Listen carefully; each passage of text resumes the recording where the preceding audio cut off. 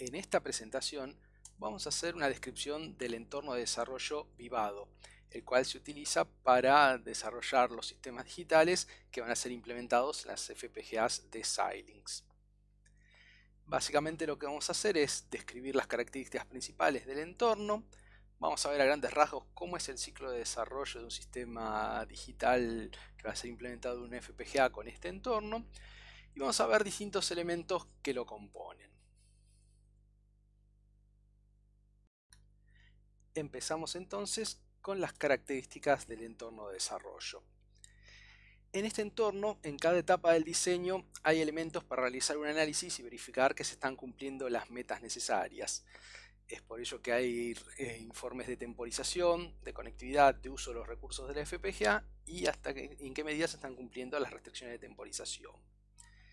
El desarrollo se hace con una metodología denominada RTL, Register Transfer Level, en el cual se genera código HDL en Verilog o VHDL, se arma una estructura jerárquica del diseño y es posible generar diagramas esquemáticos del mismo para una representación visual.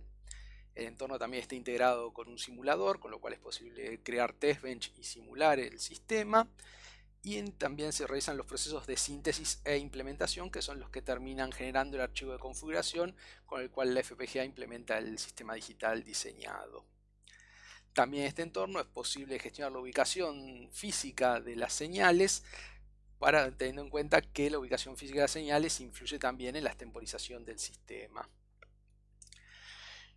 En cada etapa del diseño es posible visualizar el estado del sistema, es decir, ya sea como diagrama en bloques, en un diagrama RTL, como una netlist en la cual se ve a nivel compuertas, o como una implementación en la cual se ve físicamente qué elementos del FPGA están implementando cada una de las funcionalidades del sistema. También hay herramientas para lograr las restricciones de temporización, es decir, que el sistema funcione a la velocidad o con el retardo que uno necesita. Se pueden analizar distintas variantes de implementación, hay herramientas para resaltar los caminos de señal que no cumplen las restricciones de temporización. Es posible hacer una planificación de la ubicación física de los pads para mejorar la temporización. Y hay estimaciones de recursos, áreas y tiempos en cada una de las etapas. Por otra parte, la conectividad con los dispositivos exteriores también es tenida en cuenta porque muchas veces la ubicación física de un pad de conexión define los requerimientos de temporización del sistema. También hay disponible una consola de línea de comandos y un lenguaje TCL, más allá de que la interfaz es una interfaz gráfica fundamentalmente. Esta consola permite ejecutar comandos en un lenguaje denominado TCL y mucho de lo que se hace con la interfaz gráfica se puede hacer a través de comandos. De esta manera uno puede realizar scripts y automatizar el proceso de desarrollo, lo cual es muy útil cuando se hace test de regresión o cuando se agrega funcionalidad. Por otra parte, los proyectos en general se encaran de dos maneras, o basados en un proyecto o directamente a través de comandos. Cuando el desarrollo se hace en forma independiente a través de comandos, se usa el scripting en lenguaje TCL, y cuando se desarrolla basado en proyectos es más parecido a lo que es un entorno clásico de desarrollo en el cual hay un IDE, hay archivos, etc.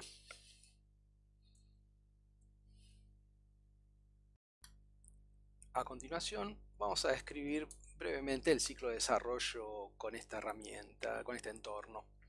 ¿Sí?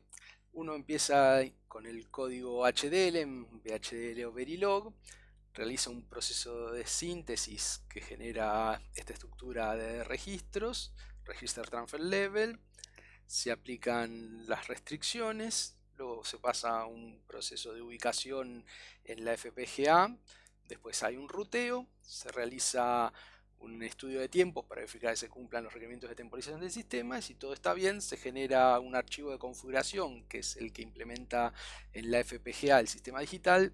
Este archivo se lo conoce como bitstream y se genera el bitstream del sistema para poder configurarlo en la FPGA. Todo el diseño está dentro de una base de datos, es decir, la transformación de la información desde el código HDL hasta el bitstream está gestionado a través de una base de datos con lo cual la información siempre está accesible en cada punto del entorno de desarrollo. Esto antes en otras herramientas de FPGA no es así, sino que hay distintas herramientas que hacen distintas cosas. Hay una herramienta que hace síntesis, otra que hace implementación, otra que hace simulación, y a veces es difícil la compatibilidad de archivos entre las distintas herramientas. Al trabajarse todo desde una base de datos centralizada, no hay problemas de compatibilidad en la información. La unidad inicial de trabajo es la netlist, que es una descripción del sistema básicamente como puertos de entrada-salida, pines, celdas que implementan alguna función lógica y redes que interconectan las celdas. Estas celdas son los objetos básicos de diseño que pueden estar descritos en Verilog o VHDL, o pueden ser elementos de librerías, pueden ser parte del hardware del FPGA, o pueden ser una caja negra exportada, producida por otra herramienta y traída al diseño. Los pines son los puntos de conexión de las celdas, los puertos son la interfaz de entrada y salida del diseño, y las redes son la conexión de todo el sistema. Acá hay una representación gráfica donde se ve que los puertos son la entrada del sistema, las celdas son lo que serían los bloques lógicos, las redes o nets son las interconexiones de todo el sistema, y los pines son los puntos de conexión de cada celda. El primer paso es elaborar el diseño, y de eso pasa nuestra descripción en código VHDL o Verilog a una descripción en compuertas, buffers, multiplexores, sumadores, etc. En este punto la netlist se representa de esta manera con estos símbolos. Los nombres de los objetos están basados a partir de las descripciones que uno hace en el código VHDL o Verilog, es decir, que uno implementa un flip-flop con un determinado nombre en el código HDL, ese nombre se conserva en la descripción de la netlist. Luego está el paso de sintetizado, cuando se realiza la síntesis del sistema, del desarrollo. Esa descripción pasa de ser de compuertas a ser una descripción en bloques específicos de la FPGA. La lógica combinacional en LUTs, las implementaciones aritmético-lógicas en DSP, los elementos de temporización en los buffers correspondientes y los elementos de entrada y salida en los buffers de entrada y salida. Los nombres de los objetos son iguales, se mantienen en la medida de lo posible. Y el siguiente paso es la implementación. Cuando se hace eso, los elementos que están descritos en términos de bloques del FPGA se ubican físicamente en la FPGA y se realiza el ruteo a través de ellos. Estructuralmente es muy similar, pero acá las celdas tienen asociada una ubicación física dentro de la FPGA. Normalmente esto se encara en una estructura de proyecto, con lo cual es muy similar a otros entornos de desarrollo que tienen proyectos, tienen el archivo de configuración del proyecto, los resultados de las distintas herramientas, los códigos fuentes y la información asociada al sistema que se está implementando. También hay archivos de journal y log que lo que permiten hacer es como crear fotografías del sistema, porque a veces uno prueba distintas variantes de implementación. Entonces uno toma un snapshot del sistema, prueba una implementación y ve si con eso se logran los requisitos de temporización necesarios. Si no se logran, es posible volver atrás de forma automática y probar otra variante de implementación. A continuación veremos algunos elementos del entorno de desarrollo.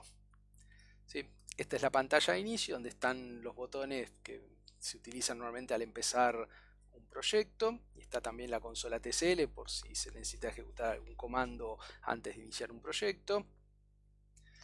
Hay un asistente para los nuevos proyectos, de acuerdo al tipo de proyecto que uno genera. Un RTL es el más genérico, uno va a generar código VHDL o Verilog.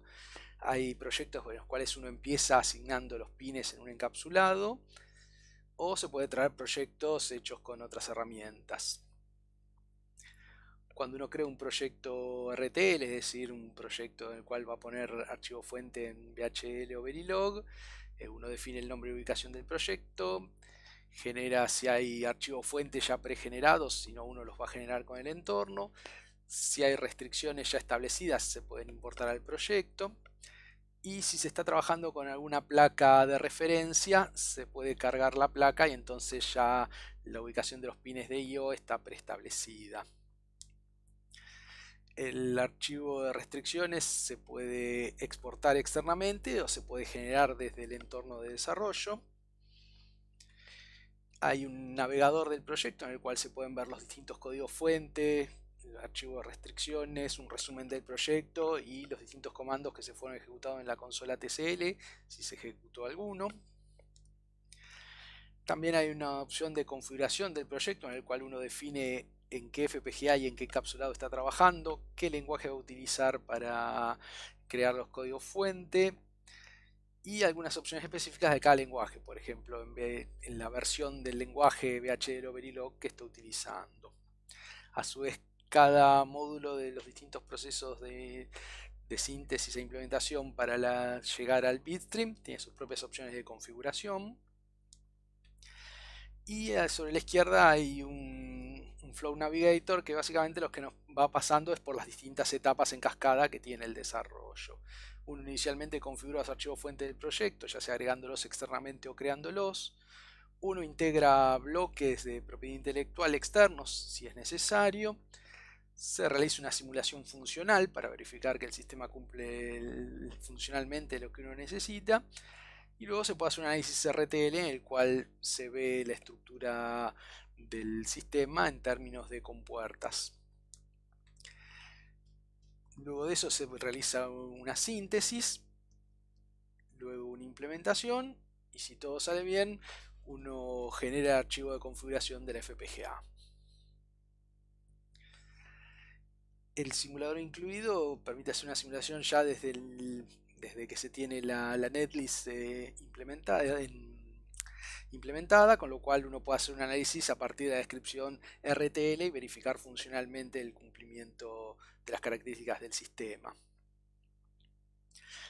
Como está el simulador integrado, es posible agregar archivos de testbench que son independientes del sistema, sino que permiten probar módulos internos del mismo. Es decir, puedo tener un testbench para un bloque del sistema, otro testbench para otro bloque del sistema, y ambos son independientes del sistema en sí y no van a formar parte del proceso de implementación que termina en el archivo de configuración del FPGA. La simulación se puede configurar para decidir qué bloque se va a simular y qué archivo de testbench se va a utilizar para ello. Hay una guía específica de simulación que es la UG900, donde se explica cómo realizar estas actividades. De la simulación, bueno, se puede ver la forma de onda de las señales, se pueden poner marcadores para ver los tiempos en los cuales suceden las cosas. Los buses se pueden ver como buses o como señales individuales, es posible agrupar señales y las señales en principio que se trabajan son las del módulo principal, pero es posible trabajar con las señales internas también. Luego del proceso de elaboración, uno tiene la netlist ya en el formato en términos de compuertas, con lo cual es posible ver un diagrama del mismo y es posible hacer una primera asignación de pines de entrada y salida. Luego del proceso de síntesis, como ya está, ahora el sistema se describe en términos de componentes del FPGA, es posible hacer una estimación de temporización, como para ver si se están cumpliendo los requisitos de temporización. Es posible hacer una mejor asignación de bloques, es decir, por ejemplo, algunos flip-flops que son de entrada o de salida pueden ser asignados directamente a pads de entrada y salida, con lo cual se mejora la temporización del sistema. Y luego del proceso de implementación ya se tiene el sistema con la ubicación física en el encapsulado de FPGA elegido y con el ruteado del mismo, con lo cual la temporización es la que finalmente va a tener el sistema, con lo cual es posible verificar si se cumplen los requisitos de velocidad que uno solicitó.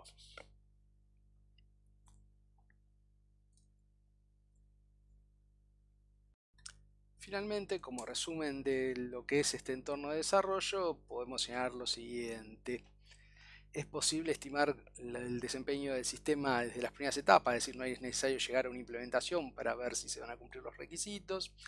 Hay una consola TCL que permite automatizar tareas y hacer test de regresión. Todas las herramientas utilizan un modelo de base de datos centralizado, con lo cual no hay problemas de compatibilidad de la información. y las restricciones se aplican a lo largo de todo el proyecto, es decir, desde la netlist hasta el archivo de bitstream. La mayoría de las cosas se pueden trabajar desde la interfase gráfica, y si no, se puede trabajar con scripting para cuando se necesita hacer implementaciones más complejas.